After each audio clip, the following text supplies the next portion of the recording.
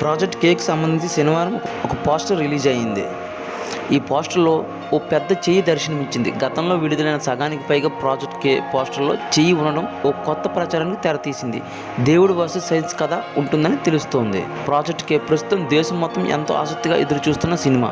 ఇది feel good cinema. దర్శకుడు Nag Ashwin, pan India hero Prabhas కాంబినేషన్లో వస్తున్న సినిమా కావడంతో అంచనాలు ఆకాశానికి చేరుకున్నాయి. ఈ సినిమాకు సంబంధించి ఏ చిన్న అప్డేట్ వచ్చినా అభిమానులతో పాటు సగటు ప్రేక్షకుడు కూడా సంతోషపడుతున్నాడు. ప్రాజెక్ట్ కే నుంచి ఇప్పటివరకు దాదాపు 5 పోస్టర్లు విడుదలయ్యాయి. ఈ 5 సగం పోస్టర్లు చెయ్యికి సంబంధించినవి కావడం విశేషం.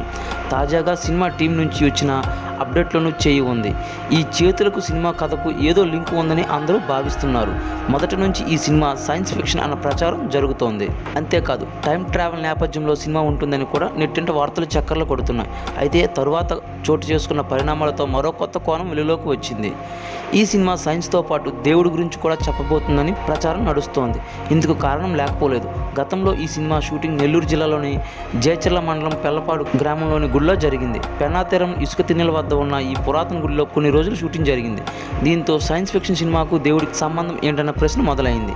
ఇక్కడి నుంచి అసలు కథ మొదలైంది.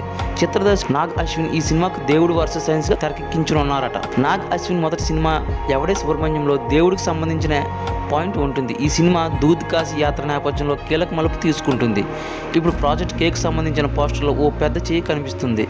ఈ చెయ్యి కూడా దేవుడిది అయి ఉండే అవకాశం లేకపోలేదు.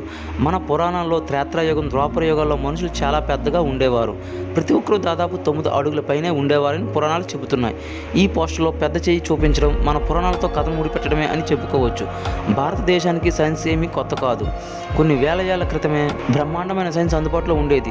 శాస్త్రచికిత్స దగ్గర నుంచి ప్రపంచాన్ని నాశనం చేసే అణ్వాయుధాల వరకు అన్ని దేశంలో అందుబాటులో ఉండేవి. కాలక్రమంలో వాటి ఫార్ములాలు కనుమరుగయ్యాయి, కానీ వాటి ప్రభావం మాత్రం ఇంకా ఉంది. దర్శకుడు నాగ్ అశ్విన్ టైం ట్రావెల్ ద్వారా వేల ఏళ్ల క్రితానికి మనల్ని తీసుకెళ్లే అవకాశం ఉంది. నేటి ప్రపంచంలో సైన్స్ ద్వారా ఎదురయ్యే సమస్యలకు గతంలోని సైన్స్ పరిష్కారం చూపే అవకాశం ఉంది.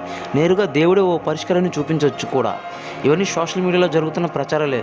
వీటిలో వాస్తవం ఎంత ఉందో సినిమా విడుదలైతే కానీ ఎవరికి తెలియదు.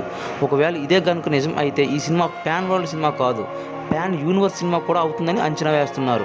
మరి ప్రాజెక్ట్ కే సినిమాపై మీ అభిప్రాయాన్ని ఓన్లీ కామెంట్ రూపంలో కామెంట్ చేయండి. అలాగే ఈ వీడియో పట్ల మీ అభిప్రాయాన్ని కూడా కామెంట్ చేయండి.